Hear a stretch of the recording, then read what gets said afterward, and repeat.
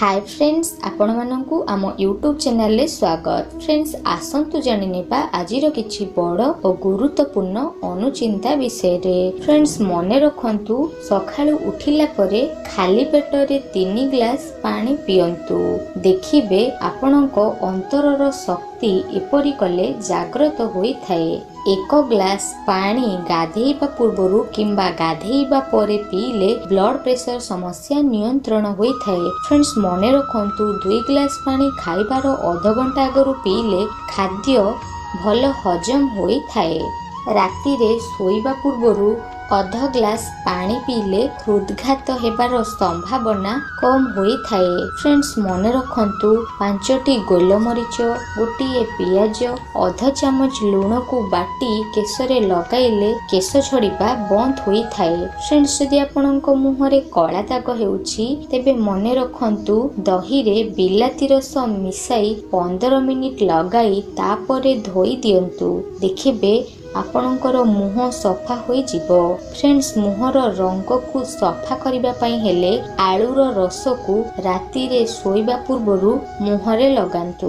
देखिबे आपणकर मुहर रंग सफा होई जिवो। फ्रेंड्स, मने रखंतु 2टी गुजुराती को गुंड करी राति रे सोइबा बेले उषुम पानी रे पीले केश मूल मजबूत होई थाए। फ्रेंड्स, जदि आपणकर अंटा दरज हेउथाए तेबे मने रखंतु 5टी खजुरी कोली सहित मेथी गुंड को सिझाई खाइले यह दूर होई थाए। फ्रेंड्स, जदि आपणको पेटरे गैस समस्या देखा देउछि तेबे मने रखंतु 1 चामच जुआनी सहित टिके कला लूण मिसाई खाई उषुम पानी रे पियंतु।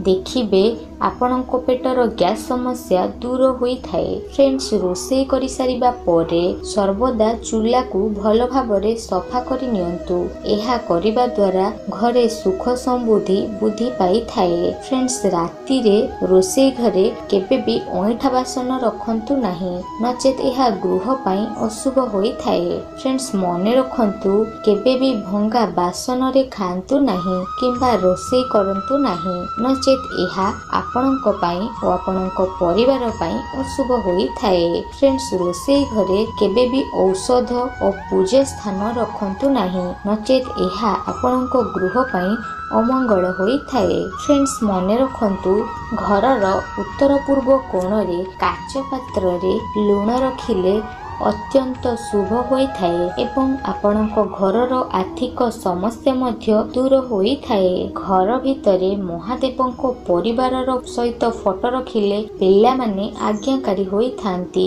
फ्रेंड्स, मने रखंतु आपण जोठी पैसा रखुचंती से स्थान रे किंबा आलमारी रे स्वस्तिक चिन्ह निश्चय आंकंतु। एहा कले आपणकर आर्थिक समस्या दूर हेबा सह आपणको पई एहा शुभ मध्य होई थाए। फ्रेंड्स, घरर पैसा रखुवा आलमारी सर्वदा घरर दक्षिण दिगरे रखंतु। एहा आपणको पई शुभ होई थाए। फ्रेंड्स, घरर गाधुआ घर किंबा पायखाना कबाट केबे भी खोला रखंतु नाही, नचेत एहा आपणको पई अमंगल होई थाए। फ्रेंड्स, मने रखंतु रोषेई घरे केबे भी आईना लगाइबा उचित नुह, नचेत एहा आपणको पई अमंगल होई थाए।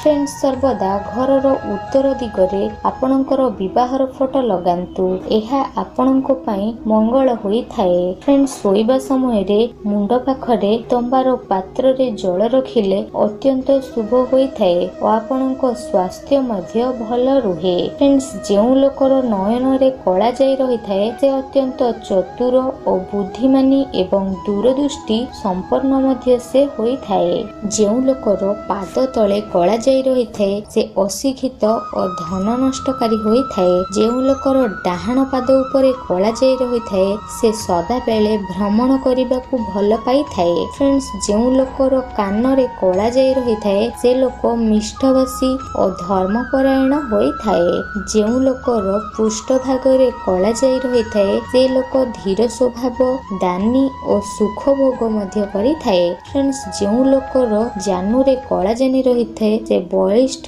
ଓ ପରୋପକାରୀ ହେବା ସହ ଅତ୍ୟନ୍ତ ସୁଖ ମଧ୍ୟ ଭୋଗ କରିଥାଏ। ଫ୍ରେଣ୍ଡସ୍, ଯେଉଁ ଲୋକର ନାକର ବାମ ପଟେ କଳାଜାଇ ରହିଥାଏ ସେ ଦୈବ କୃପା ଲାଭ କରିଥାଏ ଓ ସେ ମାନ ସମ୍ମାନ ମଧ୍ୟ ଲାଭ କରିଥାଏ। ଫ୍ରେଣ୍ଡସ୍, ଯେଉଁ ଲୋକର ଆଖି ତଳେ କଳାଜାଇ ରହିଥାଏ ସେ ଅଧ୍ୟବସାୟ ଓ ପରିଶ୍ରମୀ ହୋଇଥାଏ। ଯେଉଁ ଲୋକର ତଳ କିମ୍ବା ଉପର ଓଠରେ କଳାଜାଇ ରହିଥାଏ ସେ ବିଳାସମୟ ଜୀବନ କାଟିବାକୁ ସର୍ବଦା ଭଲ ପାଇଥାଏ। ଫ୍ରେଣ୍ଡସ୍, ଯେଉଁ ଲୋକର ଦକ୍ଷିଣ ବାହୁରେ କଳାଜାଇ ରହିଥାଏ ସେ ଲୋକ ଧୈର୍ଯ୍ୟଶୀଳ ଓ ଶାନ୍ତ ପ୍ରଭାବର ହୋଇଥାଏ।